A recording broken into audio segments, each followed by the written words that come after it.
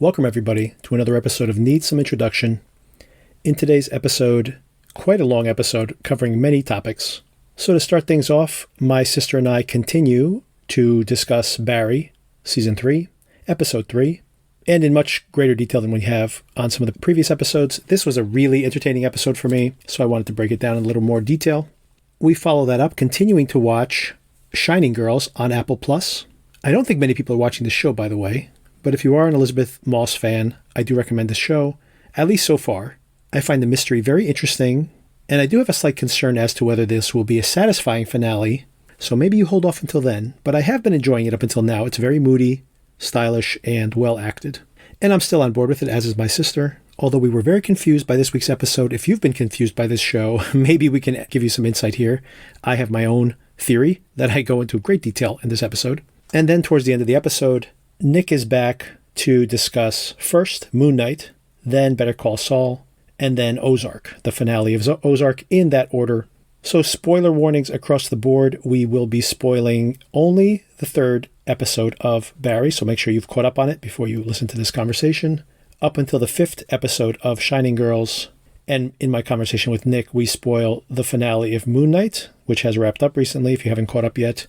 The latest episode of Better Call Saul, episode 5, and of course the finale of Ozark.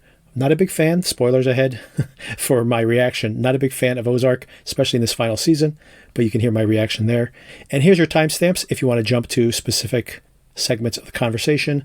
The Barry conversation starts at around minute 5, Shining Girls at about minute 30, and my conversation with Nick discussing first Moon Knight, then Better Call Saul, and then Ozark begins at minute 58. So I hope you find something in there that you enjoy. Make sure you recommend this to your friends and family if anybody else is watching any of these shows and may enjoy the conversation. And as usual, subscribe if you would like to get notifications when our latest episodes become available. On Monday, of course, continuing to cover Saul. We are just 2 episodes away from the break in this final season. And later in the week, a continuing conversation of where we're at with Shining Girls, with Barry, and also my review of the new Alex Garland film, Men, which is coming out this upcoming weekend, and very much looking forward to that film. I haven't loved everything Alex Garland has made, but I've always been very intrigued by it, and that includes Ex Machina, Annihilation, and the Hulu series Devs, which I recommend all of those things to greater or lesser degree, depending on the actual project. He's always interesting, and he always has very big ideas in his films, and I do look forward to that. So I hope you find something in our conversation that you enjoy, or tune in next week for more I had a recommendation for everybody, and for you. I think you might enjoy this. Since everybody who's watching Shining Girls, I assume, has an Apple TV Plus subscription, there is a show on Apple TV called Calls, C-A-L-L-S, Calls. Kind of an interesting companion piece to Shining Girls in that it has a science fiction element to it and a horror element to it also. Fede Alvarez wrote and directed this show, although I think it was an adaptation of a European show, and has an incredible cast of famous people in it, but it's just their voices. So you can literally watch this thing as a podcast. You can just start playing it, and all the episodes are about 15 minutes long. The whole entire thing is just over 2 hours. You can watch the entire season. And it's like an anthology. There's something happening, something strange is happening. People are basically getting phone calls from themselves or someone they know from the future. So someone's calling them on the phone, and it's sometimes they themselves are calling themselves from the future, or they are talking to some other person that they know, but in the future. The episodes have variable quality. Some of them are excellent. Some of them are just okay, but it all comes together at the end. Like there is a mystery that's being solved by these calls. And even though this is mostly just voice acting, there is a visual element to it. It's almost like this very cool screensaver that is reacting to what the story is happening in the story, and it's changing based on that. So, for example, there is one episode where these phone calls reveal a love triangle, and you see these lines pinging on the screen, and eventually it starts to form a triangle. Simple things like that. So there is a visual element to it, even though you could pretty much just listen to this as a podcast if you wanted to binge it on the way to work. There's also, if someone receives a text message, the text message is on the screen. Obviously, it's not read out loud. Occasionally, there's a text message, but the vast majority of this, binge it as a podcast. But I really enjoyed this. I thought it was like an interesting little experiment. It's like Twilight Zone. And if it just kind of left things unresolved at the end, I think would be a little unsatisfying, but they do resolve this very strange mystery by the end of this very short series. So I recommend that. And it's called Calls, Calls. So that was my recommendation. So today we're talking about the 5th episode of Shining Girls, Screamer. Not sure why it was called Screamer. And also Barry's 3rd episode, which is called Ben Mendelsohn, which is a payoff to a very funny joke in this episode. Let's start with Barry, actually. I want to start with Barry. And I'm going to tell you something that secretly, as we've been talking about the first 2 episodes of the show, I haven't been 100% vibing on Barry. Like, I've been on board to see what they're trying to do, but I just haven't been really feeling the show for those first 2 episodes. But I loved this episode so much. I kind of actually want to do like a traditional beat by beat breakdown of the script because I thought it was so good. And before we get into that, what was your general impression also? Oh, I was so entertained. I mean, everything is funny about this one episode. That the very first scene is this whole sequence where we see Henry Winkler's face, and he is giving an incredible performance here. He's good in every episode. Yeah. There was so much going on in this episode. Like every plot line was addressed. Yes. Yep.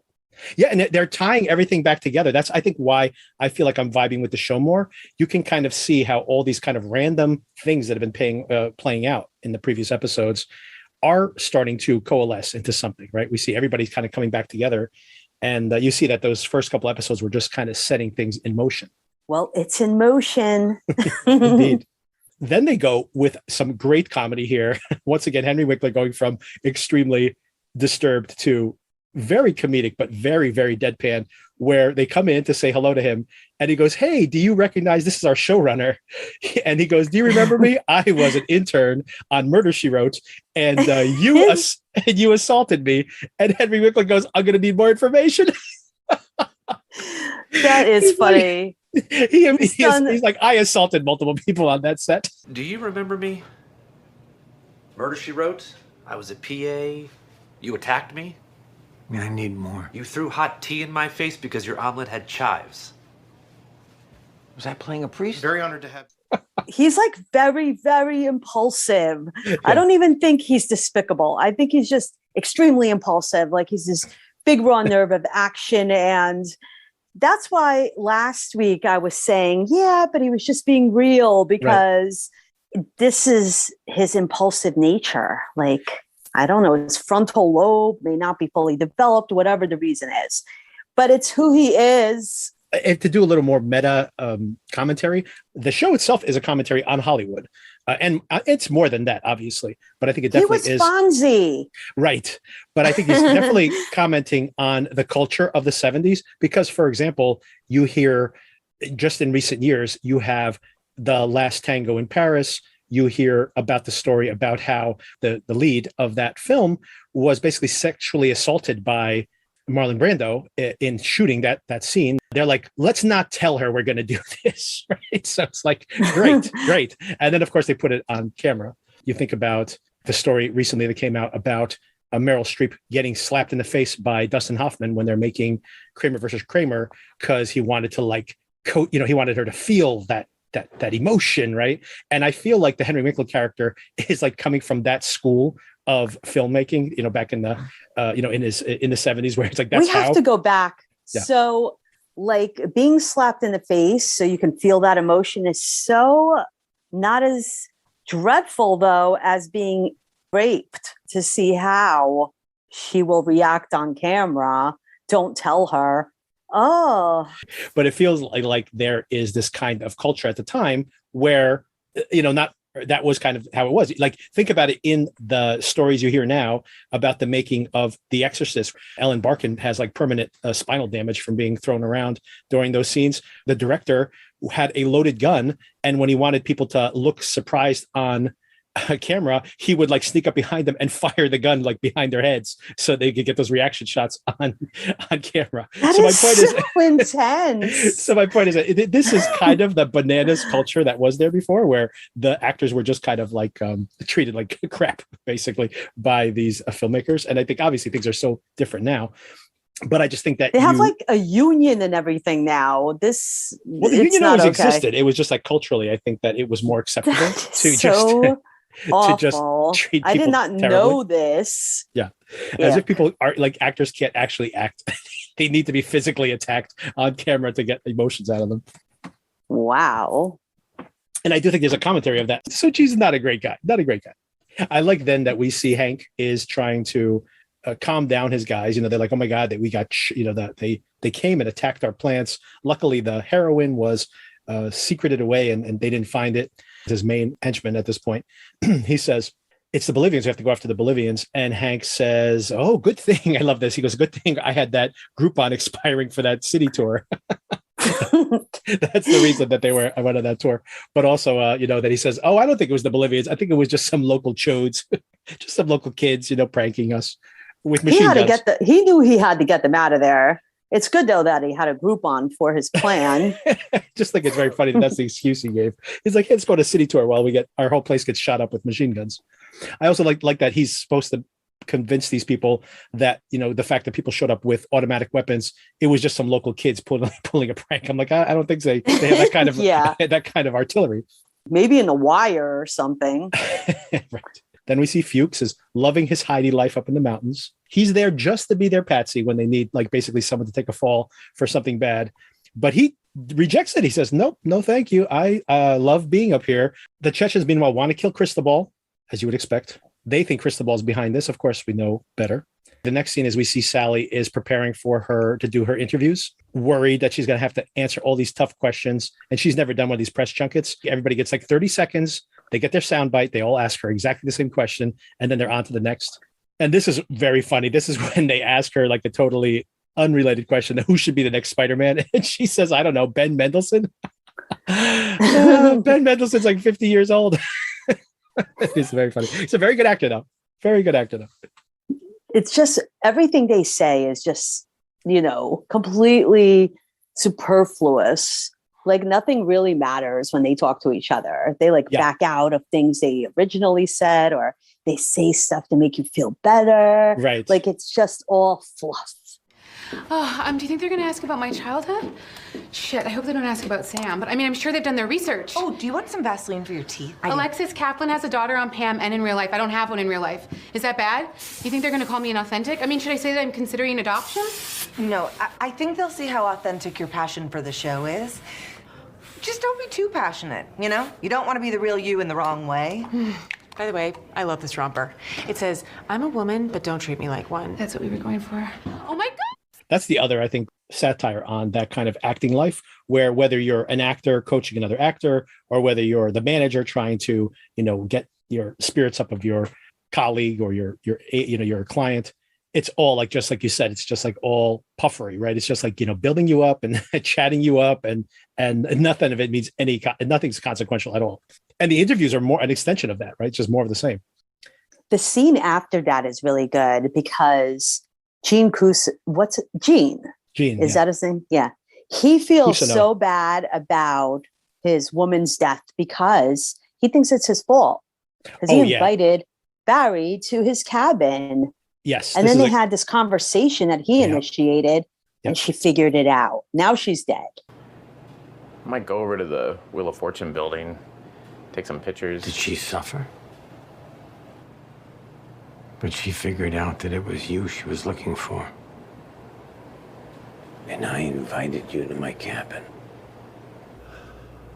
Who was that guy that took me into the woods? He's nobody. Actually, you know what? That's not true. I want to be honest with you because I think we have a good thing going here. He's a family friend. He's actually kind of like an uncle. He got you into this line of work. So that monologue that you gave me when I first met you, that was fucking true. And then I said it again at the dinner table. And she knew it was you. Hey, we don't need to rehash all this. If I didn't say anything, she'd be alive today. Oh, no, don't put that on yourself, Mr. Cousineau. No, she was good at her job. That was an incredible sequence for the exact reasons you said.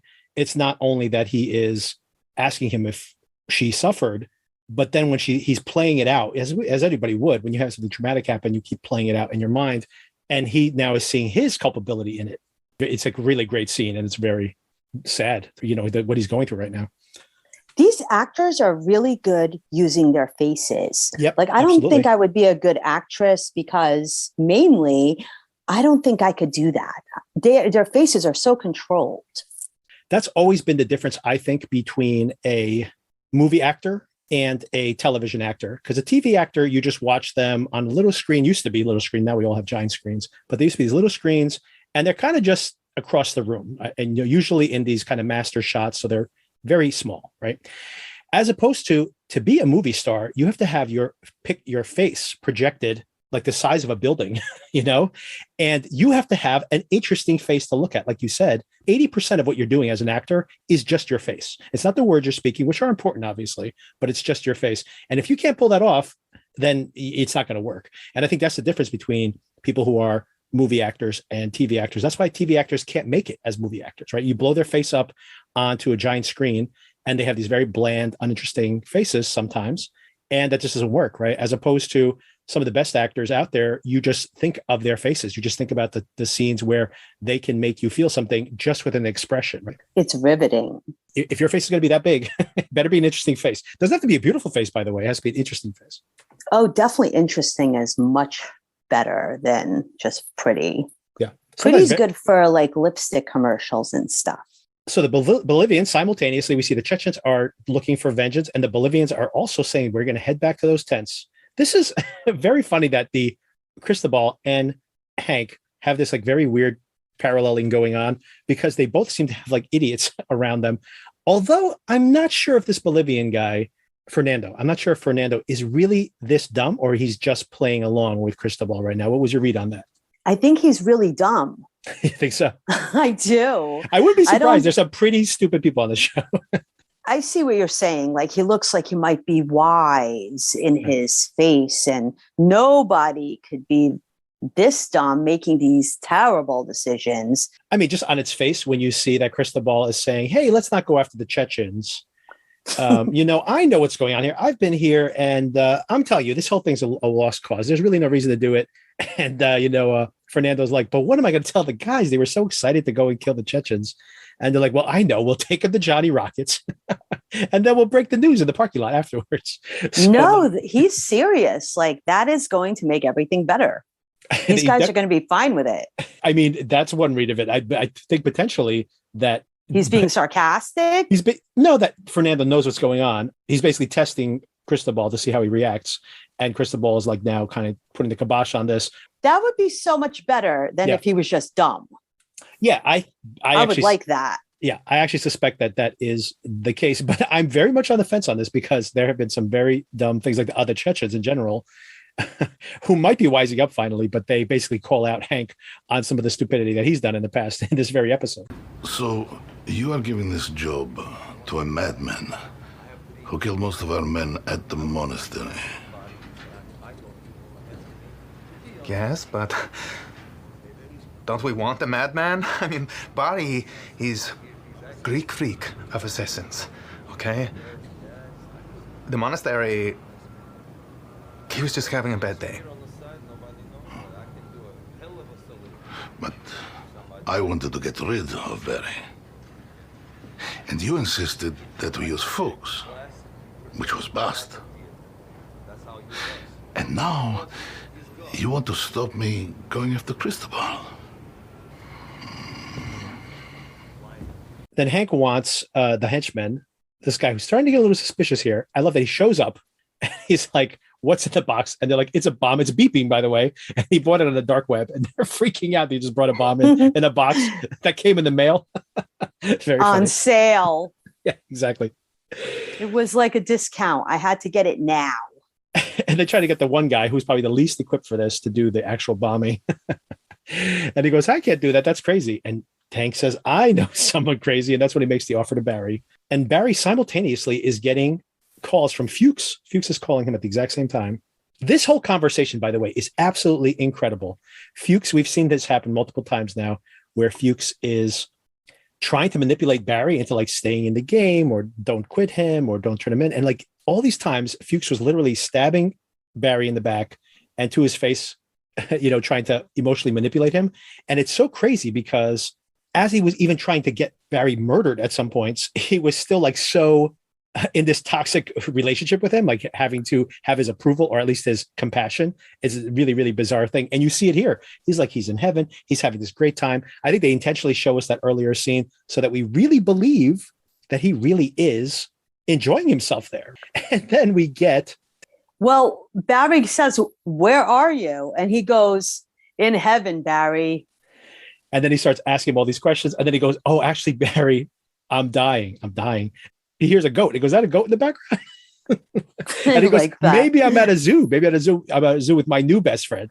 And he goes, I thought you said you were at the hospital.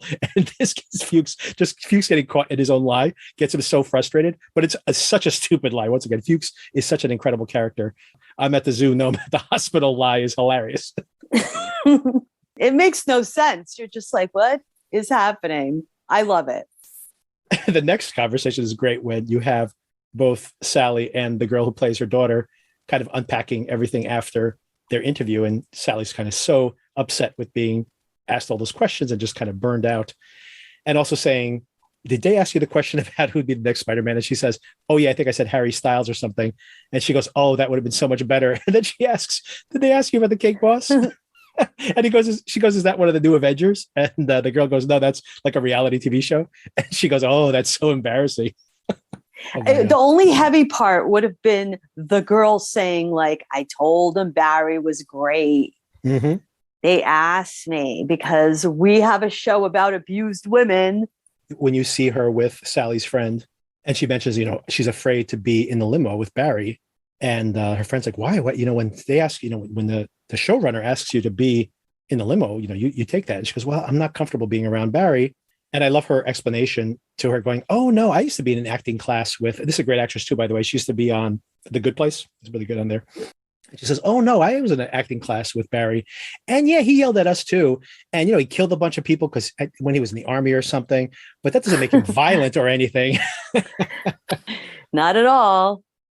She also says that this is maybe very telling, by the way, that she says that, oh, and he treats Sally like a queen. That's why she keeps him around, which is interesting because I do think that Sally, the dynamic in Sally's mind is that she's kind of keeping him around. Like she's like too good for him or something. And little that we know that, like very abusive boyfriends, when you kind of disappoint them, it could get very ugly very fast. Somehow they managed to make this stuff kind of funny. It's like you're dreading something happening, but it's still kind of funny. Very good writers. The writing here is excellent. Really good.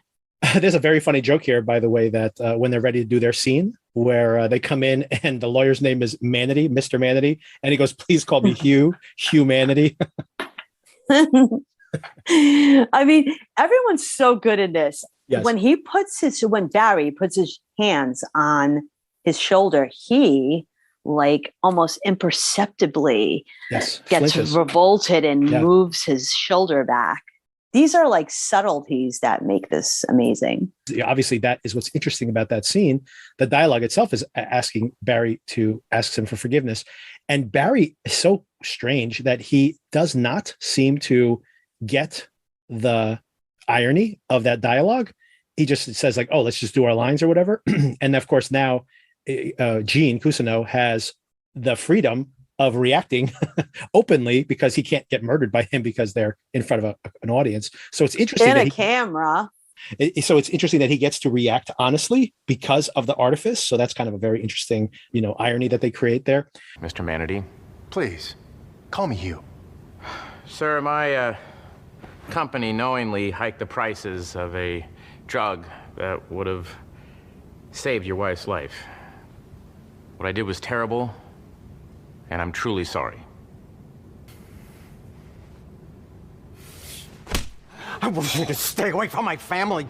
Fuck you and don't talk to me anymore, you piece of shit. But of course, Gene is so happy that he got to smack, him in the face, and he like storms out, and then of course gets terrified and runs away because he's like Barry's could be behind them with a gun at any moment at this point, and his family. Did he smack him? No, he punched him, like closed fist punched him. It might have been. It might have been like an in-between. It was kind of like Will Smith slapping Chris Rock at the Oscars. It was a punch slap combo. And that's when we get to the scene where, you mentioned it already, but the daughter's very uncomfortable on camera talking about this abuse that she's witnessing.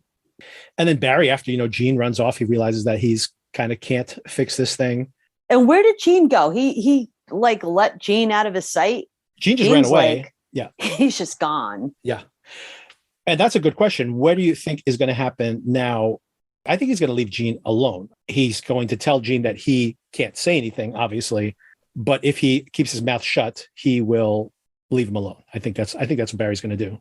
I think so too, but he has to find Gene and tell him that that's going to have to happen. Well, Gene's going to run home. He's going to run home to his house, you think? I think he's going to run home to his son and grandson because he thinks that they're at risk. If Barry is on the warpath right now, which I don't think he is, by the way, given the next scene, I think he knows that they're in danger. They would be in danger, right? But I don't think that's the case. So, but I think that's where he's going to go because he wants to protect them and probably wants to go into hiding or something.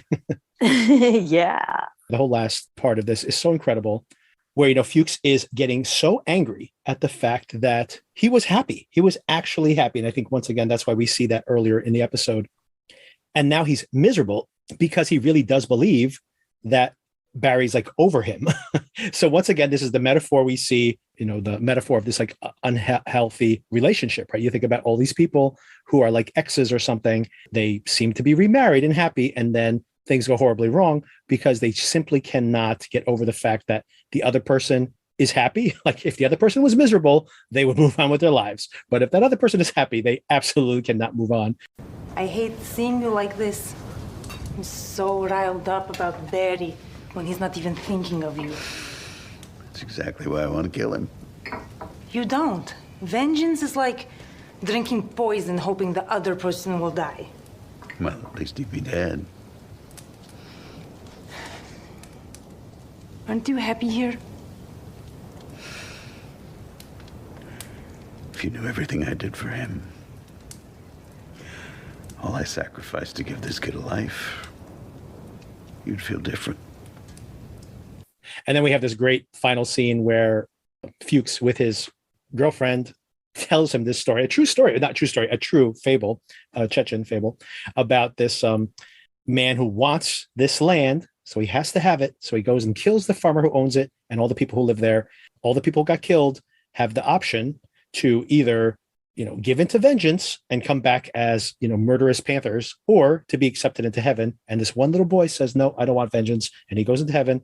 Everybody else, they get their vengeance. They kill the the guy who killed the farmer in the first place, who now owns the land.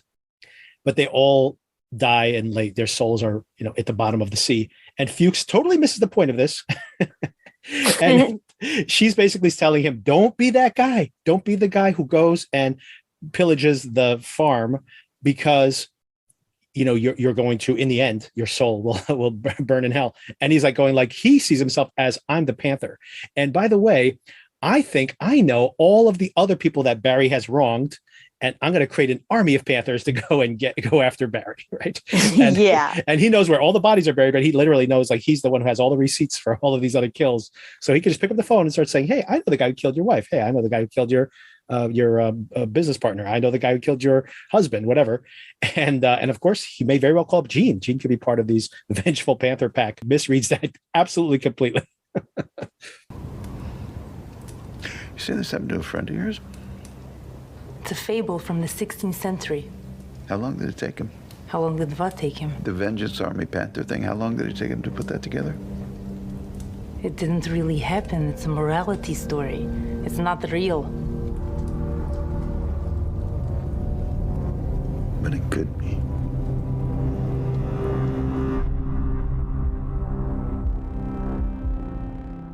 That would be fun. What a fun episode if everybody just kind of kills each other off or something, even though it's pretty basic ending to something with this kind of theme. Right. I still think it would be fun. So with that out of the way, we can move over to Shining Girls, the 5th episode.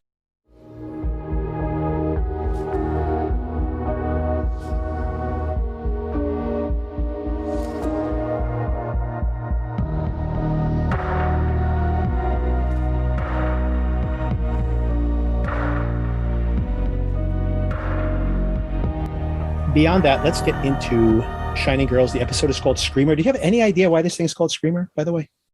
No, I don't know why, but I do have a lot of questions about this yes, episode. Many questions. More than I had ever before this episode. So Elizabeth Moss directed this episode. How did you think she did? Some of the confusion in the storyline, I don't think really blame her for that. Although I do think they're starting to reveal this mystery, and it's a little confusing, right? To say the least. A couple of things happened that I find that other people might see it, where people are acting ways that are not logical. Like what's the example? Like the lady who lost her key goes back and she realizes someone is following her into the building like 25 minutes later. Right. I would be so creeped out by Elizabeth Moss if this were the case. I would not want to speak to her ever again. I would be so freaked out that this woman, I let her into my house and she's telling me that this is a key from 20 years ago. And do you see things changing and no one else notices them except you? And then I go to my job and I realize someone's stalking me with this key from 20 years ago. And then she goes and she's talking to Elizabeth Moss. Like, I would be like, get away from me, woman. There's something important there is that you're seeing her in two different timelines, right? So you have the one scene where she talks to Elizabeth Moss, is asking her these questions, and she's like very interested in her, like as a physicist, and she doesn't see this as a direct threat to herself. And then you have the other one where she's kind of freaked out because she's already had some kind of creepy stuff happen. So we're seeing her in two different timelines. So I do agree that is pretty confusing, by the way. I totally agree that is a little confusing because it makes you think, you have that conversation with her, and then 2 scenes later, she shows up at her house and it's as if she's never spoken to her before. Like, why are you talking to me? And so I'm like, what is happening? And it's because you're literally seeing her in 2 different timelines. Although the suspicious one, the one who's the more suspicious version of herself, is in the timeline of the day she's supposed to get murdered, and yet she does not get murdered. We're jumping all the way to the end here, but we're still not in the right timeline, the one where she gets murdered yet. Anyway, long story short is I agree. I'm confused by a lot of what's happening here. And before I even get into Leo, which was fascinating, yes, that character, that whole play out, I'm like, ooh, I was like, what is happening? Yes, right. There's like other weird stuff that you mentioned the other day. Everyone's timeline is a little off. Yes. Yeah, you see that other people are getting sucked into this alternate timeline, which is part of the reason I wanted to recommend that Call show, because it plays on some of these same themes. Her husband is still interesting to me. She doesn't even remember marrying him. He just was there one day. Right. A fully formed relationship. Fully formed to the point where you would agree to spend the rest of your life with this man, and she doesn't remember even marrying him. Things change for me just like that, and nobody knows any different. And then it happens again. And again. Have you talked to Marcus about this? That's what I'm telling you. I never married him. I just came home one day and he was there. Well, I mean, that's what's crazy about it, right? Is because imagine she simply is put into the body of the person who was there. That person who made the decision to marry her husband, she doesn't have her memories. She's just inside of her body. So, for example, in one version, she lives with her mom, and her mom is like a total hippie. In another version, her mom gave up the rock and roll life like decades ago and is like working at a kind of one of these Christian communes or something, So it's like, a very, very different situation. And of course, she has no memories of her mom changing her life course because she's just literally plopped into this alternate reality. She doesn't get the memories, in other words. She's floating between these things. Like she has a cat in the beginning of the first episode, and then she gets home and there's something banging on the door, and it's a dog. She doesn't have a memory of owning a dog. The dog is just there because she owns it. And she's not the version of herself who bought that dog, right? So she's at sea all the time. Very weird. Yeah. But so who's Leo? Tell me about, what do you think of Leo? Oh, I don't know. Yeah. So that's what's going on with that guy. Yeah, we got to start breaking this down. So first thing first, she has a clue from the attack last week. She saw his tattoo, right? The killer's tattoo, whose name we still don't know. We don't know who this guy is. Pretty interesting scene there where she is talking to the sketch artist, and the sketch artist is like, we can't really trust your description. You're a little hysterical. And she's just like furious about this whole thing, of course. But she does get a very accurate picture of him from what we see. Of course, the killer then wakes up and he is chained to his bed because he was probably violent when he was found. And of course, this is very troubling to him. He's been slashed in the face, by the way. We saw her do that last week. And that's a pretty serious scar he has now, which probably doesn't make him very happy either. And he's chained to the bed and he's freaking out for two reasons. First of all, I'm pretty sure he does not like being chained up. That's probably not, he's the one who likes being in control, obviously. And second of all, he starts saying that he has to get back to the house or else he's going to end up like Leo. So this is very, very important that he says that line of dialogue. What house does he have to get back to? Well, I think we see it before the credits. I think it's right before the credits or right after the credits. He seems to be, something happened to Leo. We do meet Leo in this episode. I guess we met him before, but we didn't realize that's who he was. He says that he's in the wrong time. This is actually his dialogue. He says he's in the wrong time.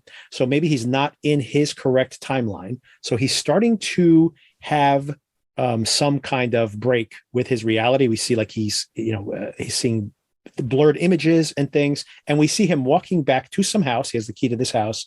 He walks into the house. There's a very cool image here, by the way. He goes into the doorway and there's a mirror. So when he sits on the steps of inside the house, that the camera pans over so you can see another version of himself in the glass. So there's like two versions of him sitting next to each other, which I thought was pretty cool. And then he starts to calm down. So apparently he needed to go back to this house so that he wouldn't have spent too much time away from the house, which is what happened to Leo. So and then we meet Leo later, and I'm just going to put my theory out there now for just to make things a little simpler, that I think that Leo also lived in this house or previously lived in this house, and that he spent too much time away from it and he started to lose his mind. Like I think that's why he has this kind of early, they think it's early onset dementia, but potentially Leo might be really old, right? Just like, so my point is that Leo's mind might be the mind of an old man because he's been potentially doing what this guy was doing before, not murdering people, but somehow being able to transfer through different timelines for decades and decades. So on the outside, he hasn't aged, but maybe in his mind, he has, right? So that's my theory. That's what I got. And maybe she's one of them. It would be interesting if she was one of them, but we did see her as a young girl, right? So she has been aging. So I don't know. I think they're entangled. They talk about entanglement here in this actually episode. I think that that's kind of what they're hinting at, that somehow because she didn't die, her fate is somehow entangled in his moves. So maybe when he changes something, when he moves through time, he changes the present or the past, he changes something. There's the ripple effects, right? It's like the whole idea of time travel. If you go and you change something minor in the past, it has like huge consequences in the future. So like the girl was talking about atoms. Right. Which is very cool, by the way. I mean, I don't think this is possible at the macro level with a person, but this whole thing is one of the most fascinating things for me. Quantum entanglement is utterly fascinating. I don't think two people could be entangled, but particles can be entangled. And it's amazing because you can actually, if you have two entangled particles, you can actually change one. The other one will instantaneously change, reacting to that first particle actually that was modified. And then it's like turning a switch. So the other one goes into the opposite position, regardless of where it is in the universe. So this is not like traveling through, like if you're traveling through space, you have to abide by the limitations of being able to travel at the speed of light. This quantum entanglement is faster than the speed of light. You could actually have a particle on the whole other side of the universe, like billions and billions of light years away. And if you're entangled, a change on one side affects the other. It's really, really crazy.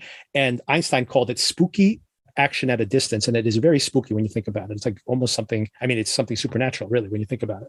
I guess it's not supernatural because it's explained in physics explains it, but it's really bizarre. They're touching on some of these mysteries of physics, although even though this is actually true, right? Like, for example, another crazy thing about physics is, believe it or not, we perceive time in only one direction, right? It's the arrow of time. We only get older, right? But that's not true. That time is just like height. It's the fourth dimension, right? You have height and you have distance and you have width, and just like a measurement, and time is just another dimension. So you could theoretically go forward or backward in time if we were able to perceive time that way. But we, as humans, cannot perceive time in that direction. So theoretically, you could imagine, like if you've ever seen the movie Arrival, which is incredible, by the way, they play with this idea. What happens if you are able to be a fourth dimensional being, which means that you can travel from any point in your lifetime. So if you're 25 years old, at any time, you could actually be 4, you could be 8, not memories, but actually traveling into your body at all those different times. That would be so amazing. Right? It'd be crazy, right? I would be so wise as like a 10-year-old. Yeah, jump back into it. But here's the crazy thing about that too, and that they play with it in Arrival as well. You wouldn't be able to change anything you did back then. That's what's different from this version of this theory in Shining It's Girls. still cool though, because if that were the case, I would go on vacation all the time to like these exotic places just so I can go back there and travel to them. Exactly. All right, so that's my huge physics digression there, but I'll send you some really cool, I'll send some YouTube videos that everybody should check out. I'll put them in the show notes also in case anybody wants to see these things. There's like, very cool videos that have tens of millions of views, by the way, so they're very popular, where they say like, the 7 craziest mysteries of physics, and spooky motion at a distance is one, and they talk about it here. Quantum entanglement is another way to say that.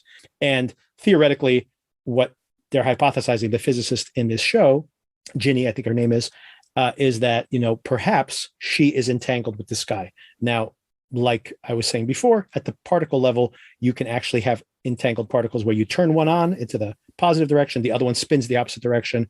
So it actually does happen in physics. Now, can you do it to a whole body? I don't think so. There's way too much complexity to have all of your, particles all entangled one with the other. But who knows? I mean, I think that's what they're playing with here, the concept. And they're not the first ones to do this, by the way. The Avengers movie, by the way, that's how they travel through time in the most recent Avengers film, that big finale where they traveled back in time. So imagine we analyze it to this degree and it's something really dumb. It could be something really stupid. Like, well, I mean, very lowbrow. I actually think it's going to be something dumb in the fact that they're just throwing these words out there, entanglement, etc.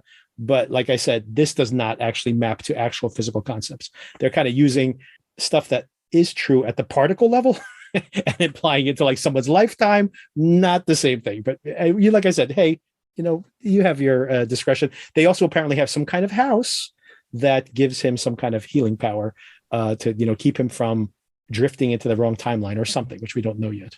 I wonder where this house is. I mean, we already talked about it, but how are these women connected to this house?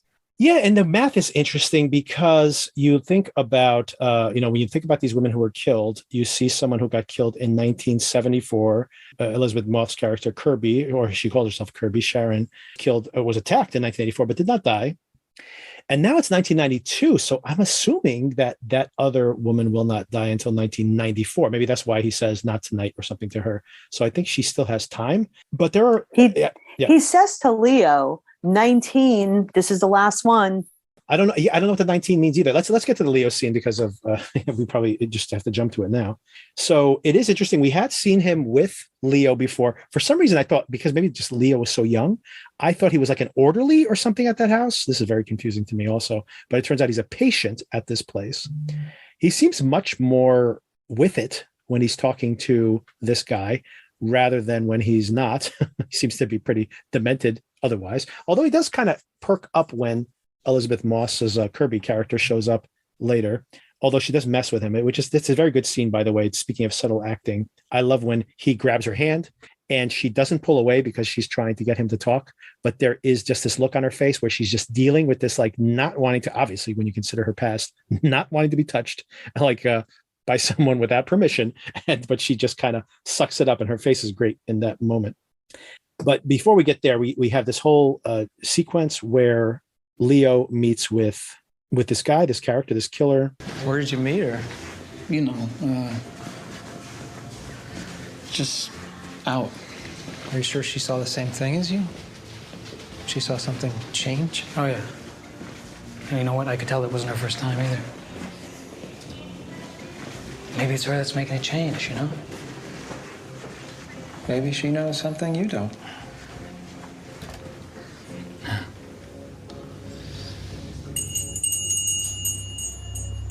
19. Last one. And, Leo wants to go back to the house. He says, no, that's not our deal. That's not the deal we have. That's the mystery of it. Was Leo at the house first? And then this guy showed up. Now they've switched places. But this I is thought that they were at the house together. But he won't let him back in now. Oh, you mean at one point they were they were in the house together? Yeah. Perhaps. Yeah, perhaps. But then why wouldn't he let him back in? I don't know. I don't know what happened. Does he blame him for something? Also, the fact that he says that's not the deal we made. So they cut some kind of bargain to share the house or something. Maybe he was supposed to kill him after he did something stupid. And then the deal they made is you just can't come back to the house. I mean, maybe, but why does he keep him around? Like, I mean, if he needed to kill him, he could have just killed him. Or maybe he's just fascinated by him because he knows that that's going to be his fate someday. I don't know. Or maybe it's like his brother or something. It could be, but I have a feeling, my theory of the case is that this guy's much older. In other words, that this guy's been killing these women for 20 years, and he's been doing this time travel thing, whatever it is, for 20 years. And that guy's been doing it for longer. And that's why when he got displaced in time, when he ended up in the wrong timeline, it's like now he's whatever. Let's say he's been doing this for 60 years. He now is like 80 or 90 years old, which is where he gets his dementia from. But another thing I found very interesting, by the way, is that that the nurses were saying that these people keep mementos in their house, in their rooms, because it helps them remember things when they have these mementos around them. And he's been putting these mementos inside the women. So is it possible that Leo and him have switched places? Like, was he some demented guy in this ward? And then would he get younger? I don't know. I'm confused. Yeah, but he goes to her, don't go near him. Right. I think this guy is just killing these women because he's a sicko. I don't think he needs to kill these women. Perhaps the other guy, wasn't a murderer. He was just a time traveler of some kind. And now he knows that this guy is killing these women too. No, I mean, that would be a terrible reason for all this to be going on. Imagine we analyze it all and it's like, no, he's just a killer. He's just crazy. Like, no, it has to be something else.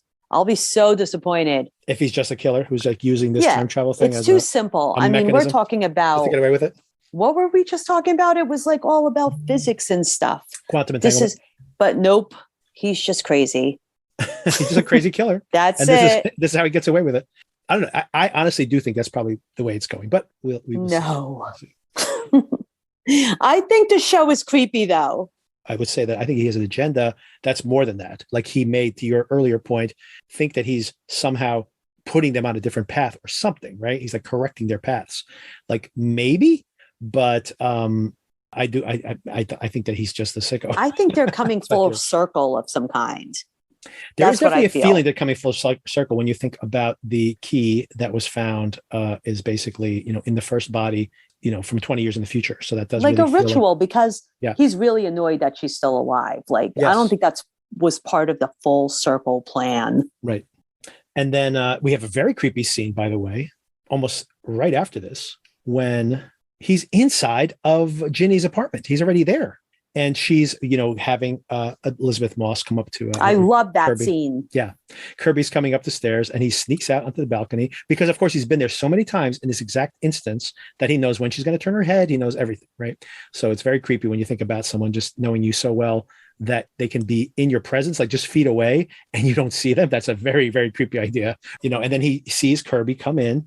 And he's happy because Kirby kind of changes back into the version of Kirby that he likes to see when her hairs get shorter there. I like that he mapped his way back to that scene because previous to him knowing she was still alive, he would not have been able to do that. Correct. Yeah. Yeah. And I mean, that's a disturbance he's created here now too, because he doesn't know she's alive. And like you said, that now she's intersecting with his next victim, which of course is going to create many problems because this pattern that he's been hiding in time is all like on the front page of the newspaper right now, right? So it's pretty crazy. How many more episodes are there? Three more. Yeah. See, they are wrapping it up. That's what it felt like. Yeah, it's getting closer to the end. We're getting to the nitty gritty here. Yeah, oh, definitely. I think we're getting closer to that. I like to say nitty gritty. Nitty gritty. It's all about the nitty gritty. There is one more important thing that we find is that really great scene, like we mentioned already. We're kind of telling the story out of order, but so is the show, so that's okay. But we have the whole sequence where she goes to talk to Leo, and there's a great scene I mentioned where he touches her and she doesn't want to be touched, but she kind of plays along. And then she tries to use his dementia against him. And she starts saying, I'm going to tell him you told me where he lives. And he goes, what do you mean? And he's like, you just told me. And he's like, don't tell him. And it's so cool because, it's cruel in a way, but it's very cool to kind of basically use his own mistrust of what he's just done a minute before against him. And he still doesn't tell her where the house is. She wasn't able to work that out, but she does say he knows you have it or something like that. She's trying to just fish for something. And he gets a VHS tape. Another interesting clue. This girl is dressed up like someone from the 1940s, like a 1940s swimsuit. And so this girl's in relatively contemporary times, we would assume, is dressed up as this old time swimmer in his old time costume. And then the question is, I think they're going to try to track her down, basically. And but yeah, so once again, how old is this guy? Because he seems to have a tattoo that her husband identified as being related to Vietnam, but he has some nostalgia for that girl in a bathing suit that is speaking French. So was that World War II, right? Because that's when these men served in France. That's much earlier than Vietnam War, right? That's 30 years earlier.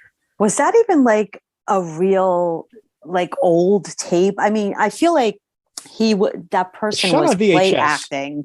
Yes. Yeah, but it wasn't too old. It probably was like 10 years before or something. Right. That's my guess, is that he is making a tape in contemporary times. And I think it's even later than 10 years before. Remember, this show is shot this year. The timeline that we're in is 1992.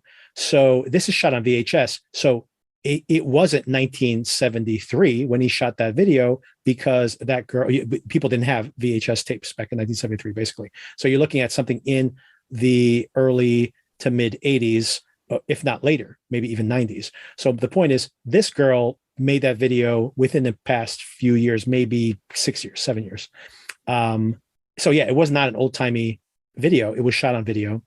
And which means that he is making her play act somebody else, basically, which is what she's doing. But it's just, why would he have a nostalgia for someone dressed up like someone from the 1940s, for example, right? Unless maybe he's that old, right? Maybe he's been around that long. I was wondering about that whole scene. I'm like, why? What does this VHS tape or whatever it is have to do with this mystery? Well, I think and then there's the key, right. And then there's the Pegasus, and then there's Leo, and all the time shifts, and the mom being like a religious cult person or something, whatever. I don't even know what she's doing. Or she was like a alcoholic, drug addict, rock star. There are so many moving parts in this show. Well, I think most of that, I think that the differences in people's biographies is not important. And I don't think that giving her the Pegasus is in and of itself, like the Pegasus has some kind of secret power. I think it is just another memento, like he has all these other mementos that he uses to mark these women in some way. This is my guess as to what it is. And those things mean something to him. And they are, it's like he's leaving a puzzle behind intentionally, because each murder clue leads them into not only a different victim, but that victim is in a different time frame, right? Like, for example, Kirby's matches don't exist in her version of reality, and now they do. So something has changed, right? So it's all going in some direction. And but we still don't know what that grand plan is, but there definitely is a grand plan that he's trying to some ceremony, like you said, that he's trying to concoct here. Some of the other stuff, about like, the mother's involvement in that, church, the husband, and then, the guy who she is just a friend at work, that you can kind of tell early on that he kind of has a crush on her. And now, of course, they're married in a completely different version of reality. I think that's just like time differences, right? I don't think that is, I don't think that everything's going to tie up so neatly.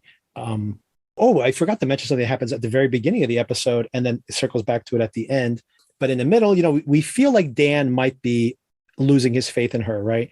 He's, starting to believe this evidence, but then she's telling him, oh, things are moving in time. I don't even know my husband, as the whole conversation you touched on earlier. And Dan's like, oh my God, this woman is insane. What the hell? Relying on her.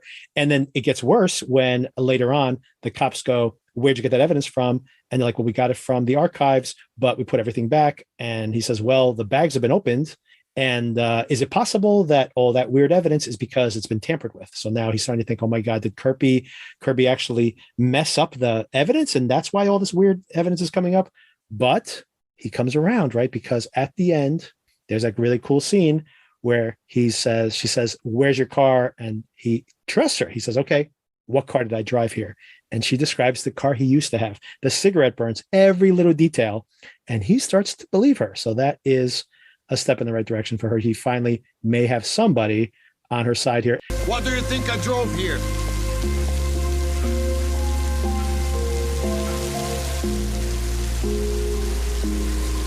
Celica. Tan. The seatbelt on my side, it was broken. Whoever sat there must have smoked. There were burns by the window. You're right. My ex-wife didn't give a shit about that car. Do you remember it? Yeah. Sold it a couple of years ago. I definitely didn't drive it here. When things change for you, do you recognize it? Sometimes. Other times they're just random. Maybe they're what's to come. I think he had that experience where he, had the glass in his arm and then he cut his arm the next day. And he's like, well, that's kind of weird, Dan even says it at the end of this episode, right? That when things change, maybe you're seeing things that are coming from the future are coming, right? So theoretically, maybe, you saw in the very first episode where she's kind of flirting with that guy. Maybe they flirted and dated for 5 years and then they got married, right? And then that got accelerated by some changes that happened. He doesn't have that car now, but he did have that car earlier in the day, Dan, that is, right? So that was from 2 years in the past. Well, things just moved 2 years, right? So things are moving around in time. And yeah, I don't know why. I'm just saying, I think that's what's happening. I don't know why it's happening. We are so baffled. Like you can hear Yes. it in our Yes. voices. We are just like, it's baffling. The show is baffling. But is it frustrating? I find it entertaining, even as I I'm don't baffled. think it's frustrating, but Yeah. I have a lot of patience. Yes, I do Like too. I always look at the long game. Yeah. So yeah, that's how I feel about this. There's a long game somewhere in here. That's why the guy can't just be crazy. Yep. Like he's just crazy is not acceptable. Well, There's just so much thought going into this. to the rest of it. Yes. Yeah, for this to be like, he's just crazy. So it's funny because how do you talk about this show? We're like trying to pick it apart and stuff because we don't even know where it's going at all. Well, I think we can't really solve it until we get to the end, unless, once again, this is a book. So we could probably get spoilers for it. But I've been trying to avoid spoilers so far since I made it this far into this show. I'm not going to spoil it now. So, No, I avoid all spoilers all the time. Well, I mean, if you've read the book, I'm sure if anybody's watching this that read the book, I'm sure everything's been spoiled, unless they change the plot, which is possible. No, that would be even worse. All right. Thanks for the conversation. All right. Bye. Talk to you soon. Bye.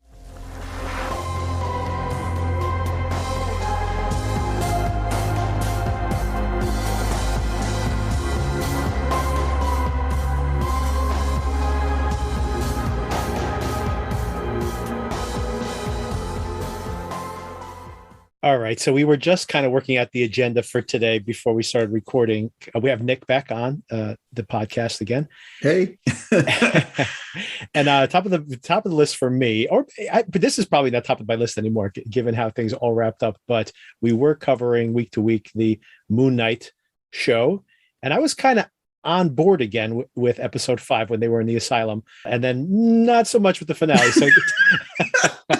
Yeah, we're pretty much in the same camp. I was on board again a little bit with the asylum episode. Kind of liked where it was going. Still not totally sold. And I think my reaction after the episode 5 asylum episode was, man, how are they going to wrap this thing up? Right. Because it sort of didn't give us too many answers. At the beginning of 6, they bring back Steven. Right. But I kind of like the fact that they were down to just one character, but then they brought him back and I'm like, all right, let's see where this goes. So 5, I was intrigued, like, all right, this is good. Let's see if they can wrap it up. And I wasn't optimistic that they would be able to wrap it up. And my and my fears were confirmed somewhat with the final episode. I thought it was a mess, honestly. I thought the last episode was a mess. I put this series in the Falcon and Winter Soldier series where I really never need to see it ever again. Right. I actually wouldn't mind seeing this character show up at some point down the road in the MCU. And again, I haven't seen Doctor Strange yet, so I don't know if he's in it or not, but I really don't need to see his origin story anymore. To be honest with you, it's very confusing. Towards the end of the show, I was like, I didn't know what the hell was going on. I'm like, what is actually happening here? And then, it finishes. He's back at home, right? He wakes up, he's tied to the bed again. And then the third personality who we all suspected was, I forget the name of the character, but it's the cab driver, the cab driver from New York was the character at the end. So I didn't think that was that huge of a reveal actually, because when Khonshu was in the car with Harrow, I had a feeling, I'm like, I bet you it's going to be the third character, and sure enough, it was. And he shoots Harrow, and then that's the end. Like, what's her name became the avatar for the hippo, right? Which her armor was the only highlight of the whole thing was. I thought the armor was pretty cool, and the armor was cool, and she was she actually was a pretty cool superhero. So I kind of like that. She's more action oriented than the Moon Knight is, right? The Moon Knight, and once again, I think if somebody has the patience or fortitude to go through the entire series, I'd be curious to see if they could actually sit there with a stopwatch and see how many minutes you actually saw Moon Knight on screen. It's crazy. I also love the fact that there's some actually very cool iconography there. I love the shot when he flies for the first time in that final episode, and his cape is out, and it kind of makes that almost bat signal type symbol with the moon behind it. And it's such a cool payoff, but it's a payoff for what? We have no attachment to this character at all. We've never seen this guy do anything. It's not finally there he is, he's back again. It's what are you talking about? This is the first time we've seen him in action. Exactly. It's just the way the whole thing is structured is so strange. I'll tell you though, I mean, looking at the reviews, some people, especially on Twitter, and I don't know if it's just, and again, I'm a huge MCU fan, big time. Generally speaking, I like everything that they put out, with the exception of some certain things, and this was one of them that I didn't really like. But you'd read on Twitter, people were really obsessed with the show, and they were like, "This was great. It was a great end." And I was like, "Oh, I don't see it. I just don't see it." I just feel like you could have done so much more with this character, especially with 3 split personalities, and it went a little bit off the rails with the whole asylum thing. And I still don't understand how that even fit into everything. And then at the end, Harrow's in the asylum, right? Yeah. So it's what was actually that was the most confusing part to me, because I felt like the asylum is actually in Mark/Steven's head, right? And when he got shot, that's where he goes, and then he sees I apologize, I can't remember the name of the god, but the hippo god, right. Me neither. That's all. I knew it when I did the recap last week. It's all out of my mind. It's all gone now. Exactly. So he's in the asylum, and I'm thinking, well, that's a manifestation of his in his mind. He's just that's what he sees when he dies, I guess, or whatever. But then in reality, Harrow's actually in that asylum at the end of the show when Khonshu gets him out, before he shoots him in the limo. Right. I think there's 2 different asylums there. I think one is an actual asylum, but he also had checked himself into an actual asylum. That is Steven back in, when his mother died. We kind of find that out very briefly, just in one line of dialogue. So I think that is kind of a mind palace for him. That's all happening in his mind, but it does correlate to an actual asylum. And that's where we see Harrow at the end. But I don't think you're inside of his mind palace or whatever. Yeah. I think I've actually heard that on Twitter, people saying how did this nice version of Harrow in this other space? They think it's some kind of alternate plane or something. I'm like, no, that's all in his head.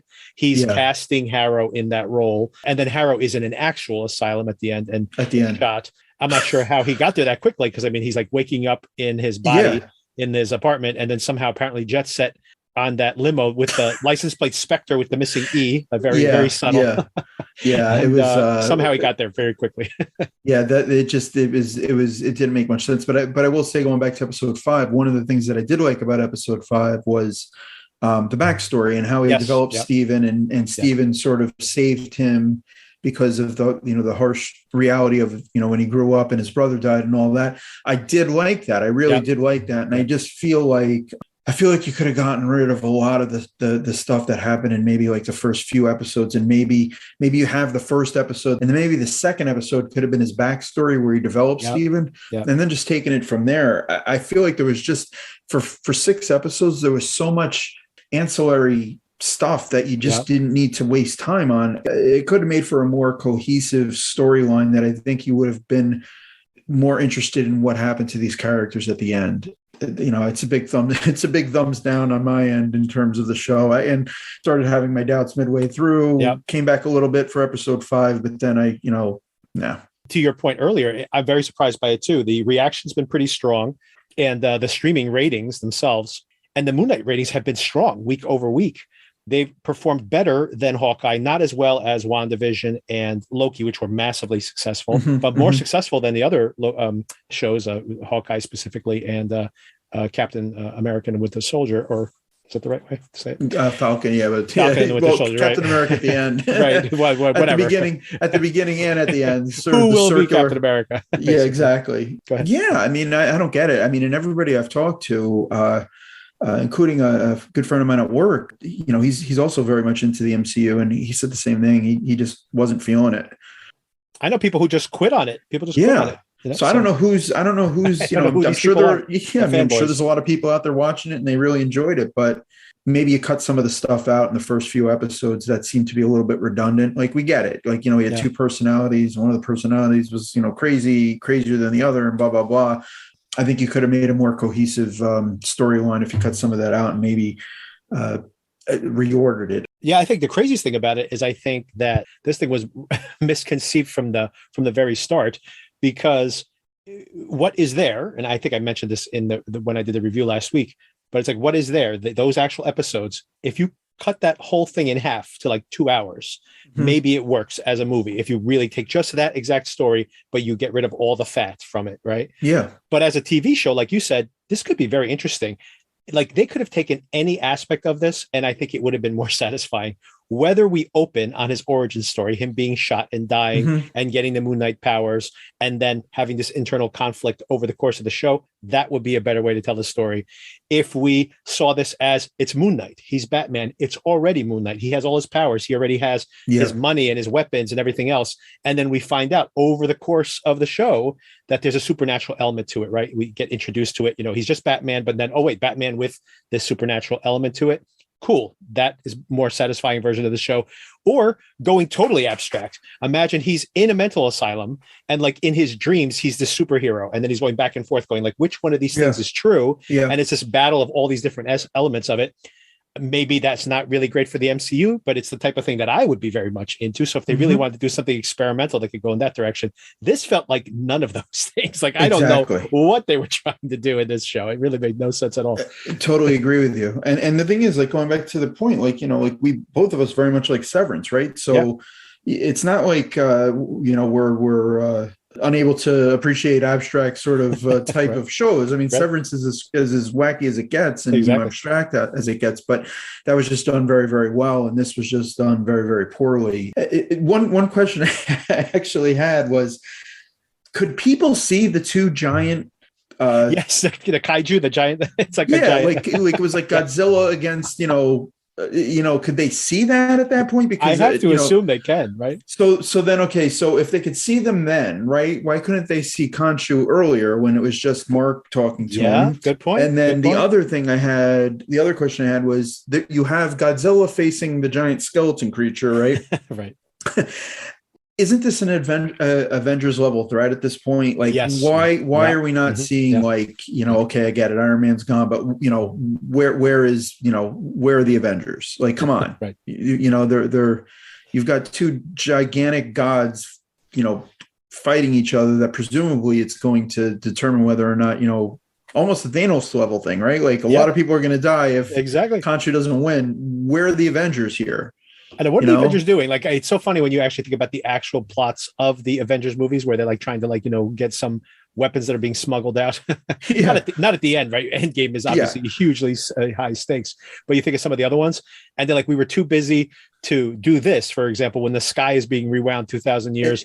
But we're going to have this, fist fight in Captain America: Civil War, which I love, by the way. I absolutely love that movie. But excellent movie. That's a Avengers level event, right? Like the blowing up a plane that's grounded somewhere. I get it. You can't have them in everything, but that was a little bit much. And again, it violated the rules that had been established earlier in the show, where nobody could see the gods other than the avatars. That wasn't the case, I guess. At the end, everybody could see Khonshu fighting the Amit, or AKA the giant crocodile. Right.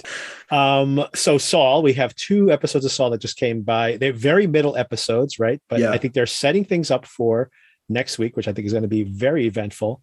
I mean, this show's outstanding. I could say nothing bad about Saul. I just love where it's going. He got the secretaries now in. He's got the space. Yeah, she's like, what the hell's going on? Toilet in the middle of the room. Exactly, the toilet's in the middle of the room. The Nacho episode. Oh my God, that was so sad. And it's funny because you ended up rooting for the guy, and you really hoped he was going to be able to get out.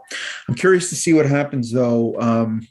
With, I think her name is Marguerite, right? She was the wife of, if Lalo ends up killing her, and you don't know, he might just leave because I think he got what he needs to get. I think he found the name of the company, right? Yes, exactly. That's my so guess. He may not do anything to her, but I was actually thinking, I'm like, if he ends up killing her and Mike finds out, right, Mike's going to get him, because Mike, as you remember, was, I forget the husband's name, but Warner. Yeah. He was protective, very protective of him. And even after he had to do what he had to do to him, I was thinking, I'm like, wow, if Lalo ends up killing her, that could be how Lalo ends up going when Mike finds out. But it was interesting. So he's obviously going to track down now the other guys that worked on the project and determine what Gus was actually doing. But as we know, the lab obviously does get built. So right, exactly. I don't know, the end game here. I mean, what's really going to happen? The only interesting thing is, does Lalo fall off the grid? Right. And because you don't know for sure that he doesn't survive into the Breaking Bad timeline. Right. Maybe he's just hiding in Europe, or he's on the lam. Maybe he shows up in Peoria or wherever Saul is. Stranger things have happened, especially with Vince Gilligan. So who knows? To your point, I don't think that he's going to kill Marguerite. My co-host Sona said the same thing. She was like glad that he didn't kill her and that he had some sympathy for her. And I said, I agree. I actually do think you see Lalo like kind of out of his usual context. I actually do think he had sympathy for her, and he did not want to hurt her if he didn't have to. So I don't think he's like as a one-dimensional monster as he may present himself to be most of the time. So on the one hand, I think he's glad he didn't have to kill her. But on the other hand, I completely agree. That was my theory of the case, which is if she ends up dead, there's going to be alarm bells going up everywhere, right? So Lalo doesn't want them to know he's coming. So he's going to obviously not kill everybody in his way, because Mike is going to know he's on his way if all these people start turning up dead. I'm sure Mike is keeping tabs on all of these people. It's been so long, and I haven't watched the last season in a while to sort of, I did my research, so I can answer this for you. I can't remember why Lalo ended up at Jimmy's apartment that night. I know it had to do with Jimmy getting the getting the money over the border, but the car got shot up. But he was helped by Mike. But I can't remember why Lalo was like interrogating him and Kim. That was the whole thing. So he needed the money. So the original plan was he's going to get the money, just drive out. They're going to meet the murder twins in the middle of the desert, get the bag and drive back home. And then he gets intercepted. Mike is there, snipes, the guys, and then they do that whole walk back. And then Lalo goes, so how did everything go with the money? Saul says everything went fine. And it's just the fact that he, like Gus, by the way, they're kind of like mirror images of each other. There's something wrong. I know he's lying to me, and I need to know why he's lying to me. And basically that's what it came down to. So they found his car. The car was shot up in the middle of the desert. And then that's when they have the whole confrontation. So he's like telling Saul to be like, tell me again what happened. Tell me again what happened. Because he knows that Saul is lying to him, right? So that he knows that the story is not the way he said it is. And that's when Kim kind of starts covering up and saying, look, the car broke down. Someone showed up. They shot it up for fun. They shoved it into a hole. And now you are harassing us because you don't trust your own men. You need to find out which one of your men you don't trust, because why are you here talking to me if you really have all these problems? So, and then he had no response to that. So, she was fast on her feet and got him out the door. To your point, I think you're asking me this because you think, like, is Saul really at risk here? I don't think Saul would be their number one target. I don't think that Lalo's going to come after Saul. He's going after Gus. I don't think he's going to come after Saul and be like, Saul lied to me about that money transfer. I think, like, basically he still knows that Saul lied to him about that money transfer, but that is, like, Gus tried to assassinate him. This is like way past that at this point, right? So because I was like, I couldn't remember why I knew that they were worried about him, and I knew that he had showed up at their house, but it was just, I'd gotten, before the season started, I got to like episode 3 or 4 of last season, and then I just wanted to start this, and I didn't want to, I didn't want to delay it. Because I knew where it ended up anyway, but I, for the life of me, I couldn't remember why they were so worried that he was going to show up again, because I thought that they had resolved it. Supposedly this guy's dead, and now he's not dead. And the last time he was in town, he was at their house threatening to murder them. So I think they're just probably like, I don't think that they're like trying to cover up, like, we paid to have this guy assassinated, he's coming after us. I think just terrified if he's out there at all, right? Because they could get caught up in this whole thing. The reality is, if he shows up and says, I don't have anyone else to do this deal for me, Saul, you're going to do it, or I'm going to kill you, or I'm going to kill Kim. Even if it's just something like that, like they're just pawns on the board, it's still terrifying, right? Who wants to get involved? So I think that's basically where they're at. Yep. And I'll tell you, man, Tony Dalton's a great actor. So unbelievable actor. I went off in our review earlier this week on just how great he is in that whole final sequence.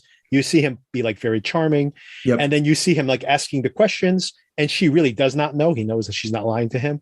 And you just see on his face as he just keeps politely asking these questions. He's so frustrated. He's like, I'm not getting anywhere here.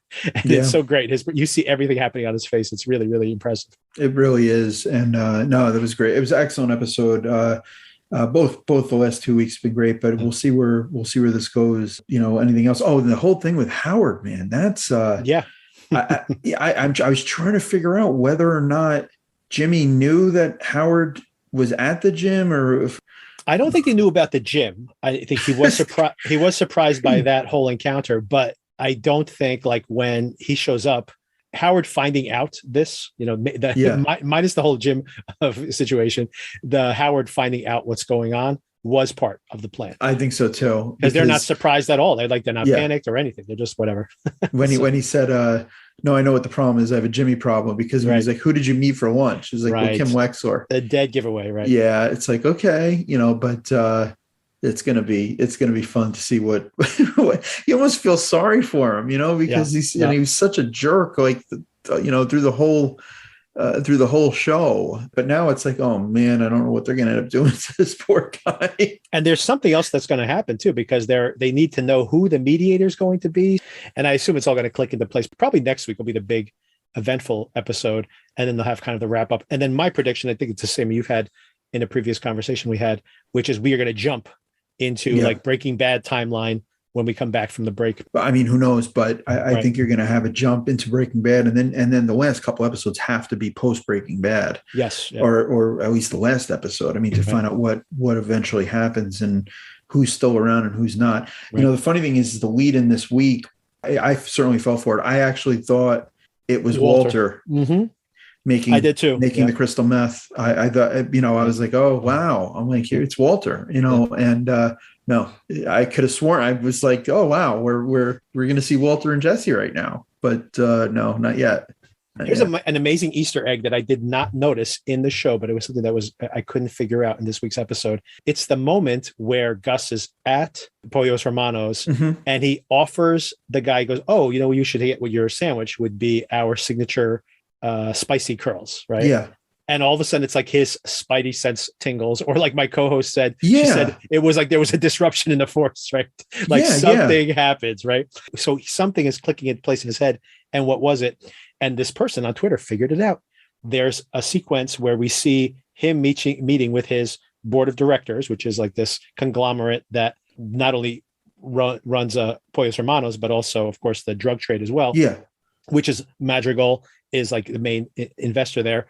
And he introduces at the board meeting, our new spicy curls, right? So, and then everybody tastes it and they all compliment how delicious it is and everything else. So now here we are over a year later, that's season 4. So now over a year later, he brings up the spicy curls. And it's like at that moment he realizes Lalo knows about the German connection. Wow. And he's like, it's like he's understanding that Lalo is in Germany all of a sudden. It's like that's how he got figured it out at that moment. Oh wow, that is great. That's right. That is right. Because it's so funny that the spicy curls is the trigger in his mind. Wow, that's impressive. Whoever remembered that. Wow, people really people are hardcore. You got to give people some credit, man. You really do have to give people some credit here. But it's just amazing how tight the writing is on that show. Speaking as contrast, because I got to talk to you about this before we wrap up, the Ozark finale. What kind of Ozark watcher are you? Are you a big fan of the show? Like, I would say a big fan. I mean, not as big as Breaking Bad or Better Call Saul, but Ozark's up there for me. I mean, I would put it in. It's one of my favorite shows that's ever been on. This season was a little uneven for me, but I didn't mind the ending. I was hoping Wendy would die. Spoiler. Yeah, I'm gonna put spoiler on this whole thing, by the way. Yeah, since we spoiled everything we talked about so far.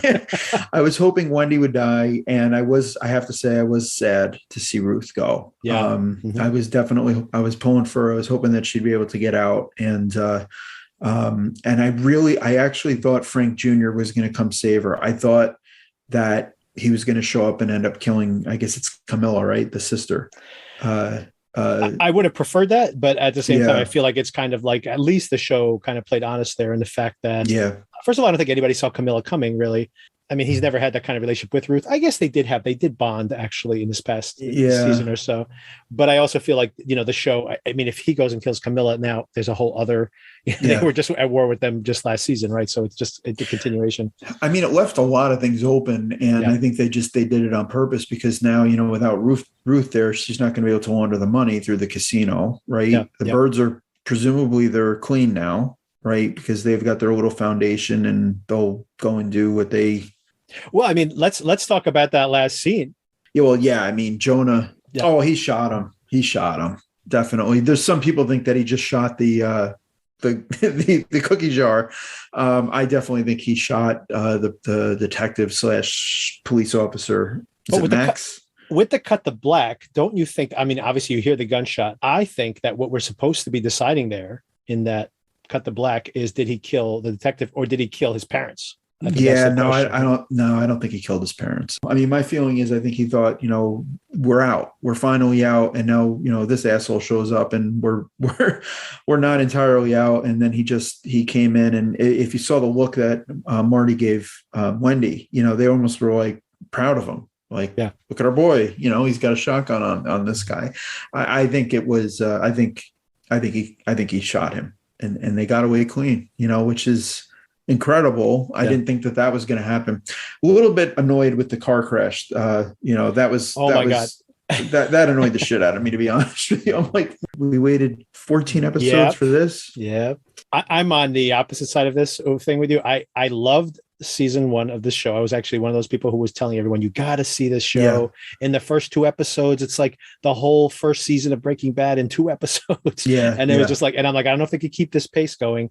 And I really feel like they should have slowed it down at some point, because by the end of season 1, I was so out on this show. I was completely out on it. Really? Yeah. I had a huge problem with, was it Darlene? Was that her name? Yeah, Darlene. Yeah. I just had such a huge problem with her. Shooting everybody with the shot everybody. Anybody who walks in the house, she just shot them. And somehow there's no ramifications for her. And there's no logical explanation as to how she keeps surviving. Like, first they need her for the heroin. Then they need, then she's protected by her husband, but then she murders her husband and she's still protected somehow, but they need that heroin deal. But then they decide, you know what? We don't need your heroin. As a matter of fact, we'll burn your fields so that you don't sell it because, you're messing up our plans. And still she survives. And then she's constantly protected. And then she's being protected by the Italian mob. And then Frank shows up at her house and she murders him and she's still protected. I'm like, who is she possibly protected by at this point? They burned her opium field. She has killed every other person who supposedly protects her. And everybody's still like, well, we can't mess with her. And literally, it's like such a troll of the audience because after she goes and shoots, Frank Jr.'s manhood off and kills his dad, she still is protected. And then Wendy sits there and goes like, if I don't call 911, she's dead. and everybody like makes sure she's okay, as if everybody was like bringing flowers to the hospital because Michael Myers had survived the last Halloween movie.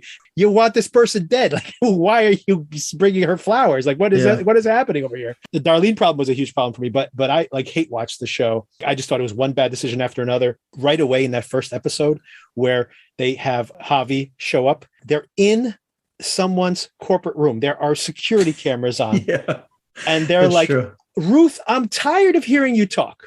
Okay, here we go. I'm going to bring him here so you can shoot him dead in front of our business partner, this woman who's going to fund our foundation. This is like one woman who can like make us legitimate, and we're going to drag her into this whole entire thing. And I'm just like, what decisions are these people making? And like you said, and they get away with all of it. It's just like, it's completely, it's like, it did go quite, it did go off the rails. I don't know. I enjoyed it. It was certainly better in the first couple of seasons, no question about it. It got a little bit off the rails there. I felt sort of the same way with Sons of Anarchy, where I really, really enjoyed it the first few seasons, and then I still liked it through to the end. But and then it ended. I enjoyed it. I don't see myself going back and watching again. But I would still say it was one of my favorite shows that had been on TV. But yeah, I agree. The first few seasons were much better than the end. But one of the other problems was you also ended up killing off a lot of the characters. So right, there was really nobody left by the end. So they bring back the entire Langmore clan in the flashbacks or in her mind. They were all there. Exactly. I enjoyed it. I mean, it was just a little, the ending was just a little underwhelming. I didn't hate it. It wasn't my favorite endings, but a little I felt like though someone should have bought the farm. All four of them made it out. Especially like, when you think back to like what happened in the first 15 minutes of the first episode ever, when Dell comes in and he shoots everybody, and Marty's like begging for his life. And it's like, that was actually like the closest Marty ever came to getting killed, I guess then when they took him to Mexico. But if you think back at it realistically, the closest Marty ever came to getting killed was in the first 15 minutes of the first episode. You brought it up already. I find it really annoying when a show gets really cheap like that. And we see in the very first episode of this season, we have the car crash, right? And you're like, oh, we're coming back to that, right? And I had joked with Sona that that's going to be the payoff at the end, right? That they get away with it, they get scot free, everything's good. They clean up they're singing Kumbaya in the car, and then they all die in a car accident, right? Which would be a cheap ending, I agree, but it still would be something at least. Yeah. And instead, what they do is they introduce that to keep you on the hook. We want to make sure everybody hangs in there for the second half, and then they're like, oh yeah, the car accident. We'll just throw it in there, and it's completely inconsequential. Like completely inconsequential. So when they get into the car after she gets out of the hospital that she was in, they get in the car, and I said to myself, I go, wait, this is it. This is the car accident. Right. So and then the music comes on, and and then they're having the dialogue. I actually hit pause. Yeah. And I said, oh, this is going to be great. I'm like, there's 45 minutes left this episode. And I'm like rubbing my hands. I'm like, here we go. Finally, we're going to have like the payoff.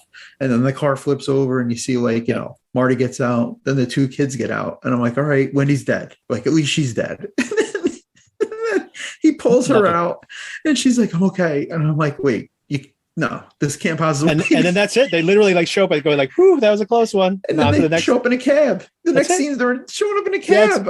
That's it. Nothing. I'm like, you have got to be kidding me. We waited.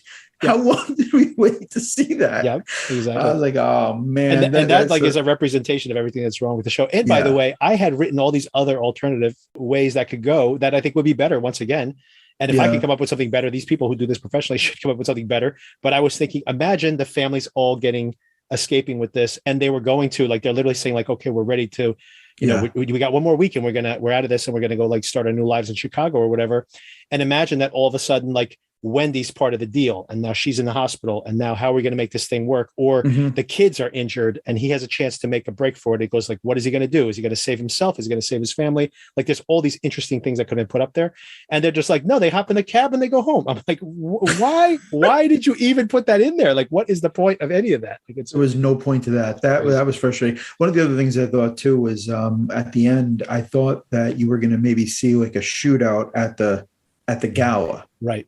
Because I'm like, okay, this is going to end. Then I'm thinking, all right, this is it. This is the big night. Like something huge is going to happen here. Like, Navarro's going to get it. He's going to escape, figure out what happened, and he's going to shoot everybody up. And because you had all the big wigs and everybody from the prior seasons are there, whoever's left, and nothing happened. Camilla just comes up and she's like, I'm going to kill Ruth. And if you do anything, I'm going to kill your kids. I wish Ruth had made it out. And the other thing I always think about when I get to the end of a show, I kind of try to say, like, well, what was the point of the show? What was this show trying to say this whole entire time? And, they really smack you in the head with it there at the very end of that last episode that, it's about this like white privilege and these kind of entitled people who just feel like they can do whatever the hell they want to do and get away with it. And then Wendy even says it. She goes, well, that's what always happens. So I think that's what the show is trying to say, but I don't really think they did a very good job of saying it. And also, it just feels like it's just so contrived over the course of the show, because to your point, in that very first episode where, he is desperately like begging for his life and you really feel it. It's like such a great episode. Those first two episodes, by the way, which directed by Jason Bateman. Great job directing those. He directed episodes. Those? Yeah. Great job. Wow. I didn't know that. And he did really exceptional work. You think about those scenes, and then you think about those scenes in the first season where he's literally contemplating killing himself, committing suicide to like let his family off the hook. And I'm like, where are those characters now at this point in the show? Even if we take it for granted that the show is trying to make a point about this, that I still feel like, come on, give me a break. These people are savvy drug dealers. They run $100 million empire or something. And we're supposed to believe that everything these people say to these people, they believe what they're telling them, even though like literally Ruth will be like, don't listen to these people. They'll lie to you every second. And then Navarro says to Camilla, don't listen to a goddamn word these people say. They're all liars. And then even they tell him, hey, we got you covered. We're going to take care of you. And he's like, okay, I'm on board. It's just like, it's like, it's so crazy. All they do is lie to people. All they do is stab them in the back. Everybody warns the next person in this chain of dominoes, don't trust them. They're going to stab you in the back. They get stabbed in the back. And then they just keep floating through this. And I'm like, what the hell is going on? It's just so preposterous. And what I thought would be kind of interesting would be, imagine this whole house of cards collapses and basically everybody else that they screwed over ends up better off. Like, Camilla ends up taking over this crime syndicate. Ruth ends up becoming this giant heroin dealer. That would be, for me, that would be very satisfying, that these horrible, horrible people were doing nothing but being selfish for themselves. And in the end, these people that they betrayed all ended up in better positions and they end up like murdered at the end, which I was really rooting for, by the way. Yeah. And I thought that would be more satisfying to me.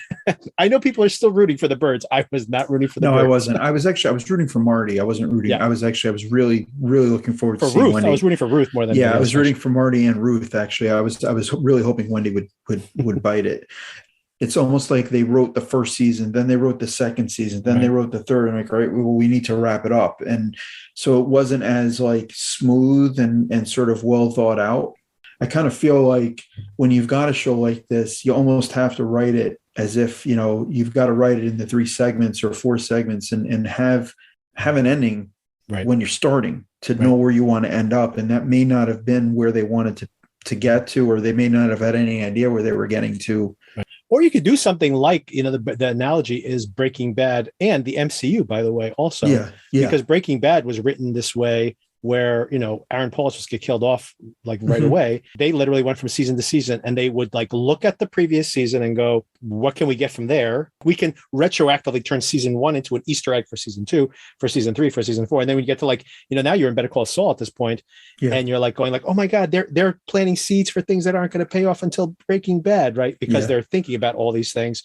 To your point, I feel like when you look at Ozark, it really feels like they're just trying to write to the next 5 episodes, next 6 episodes. And I think the car crash is a perfect example of this. I think they put that at the beginning of the episode. They had some general plan for where that was going to go, and they abandoned ship. They're like, oh man, we're at the end of the show. We'll just have them take a cab home. Like, what? Whoa, like you've really just given up at this point, haven't you? My God, it's true. So true.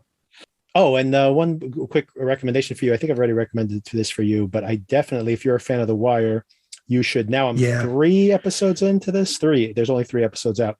We own this city. We own this city. I've heard about that, and I got to check it out. The only thing I'm upset about this is it's not in the same universe as The Wire. I was like, when I saw it, I'm like, holy shit!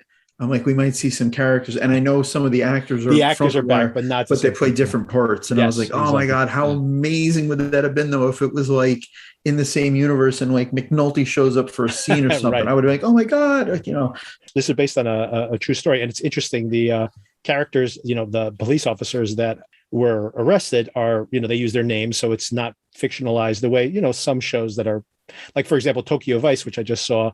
That is almost everything that happens in that show is right out of the memoir. It's a beat for beat, but like everybody's name has been changed. So so that gives them like leeway to fictionalize a lot of the things.